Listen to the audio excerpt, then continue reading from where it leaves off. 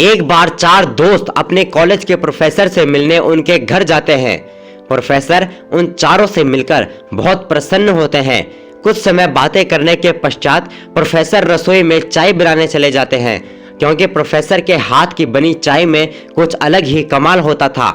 उसी दौरान चारों दोस्त बाहर बैठे आपस में बातें करते हुए एक दूसरे को अपनी अपनी परेशानी बताने लगते हैं।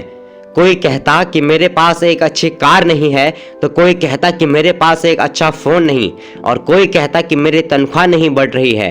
वो सब अपने अपने जीवन से खुश नहीं थे। अंदर से प्रोफेसर उन चारों की बातें सुन रहे थे। प्रोफेसर ने बाहर आकर 4 कप उन चारों के सामने रख दिए। उन 4 कपों में से एक कप सोने का था, दूसरा चांदी, तीसरा कांच और चौथा कप साधारण था। प्रोफेसर ने उन चारों को चाय लेने को कहा। सबसे पहले एक दोस्त ने सोने का कप उठा लिया, दूसरे ने चांदी का और फिर तीसरे ने कांच का कप उठा लिया। अब चौथे दोस्त ने अंतिम बचे हुए साधारण कप को उठाया और अब चारों ने चाय पी। हर बार की तरह इस बार भी प्रोफेसर की चाय में अलग ही स्वाद था। चारों दोस्तों ने चाय पी और चाय खत्म करके प्रोफेसर को इस चाय के लिए धन्यवाद कहा। अब प्रोफेसर उन चारों से बोले कि मैं अंदर से तुम सब की परेशानियां ही सुन रहा था।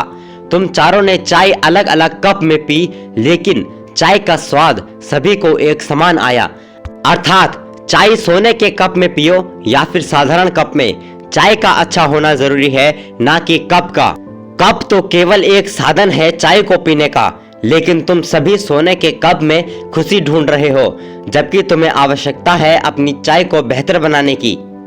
अर्थात भले ही कार, महंगा फोन आदि चीजें जरूरी हो, लेकिन वो खुश रहने का जरिया नहीं है।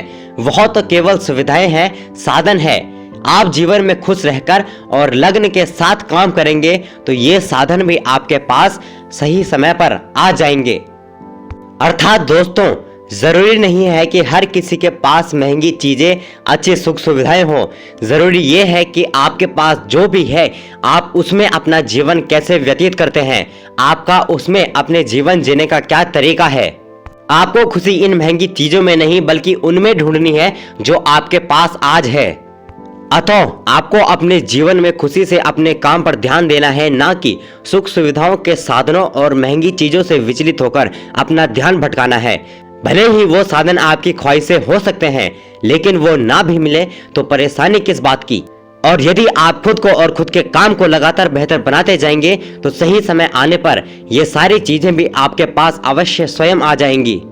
अथवा दोस्तों, आज से ही अपने जीवन जीने का तरीका बदलिए। जो आपके पास है उसी में खुश रहना सीखिए, क्योंकि जो प्राप्त है वही पर्याप्त है। जय हिंद, जय भारत।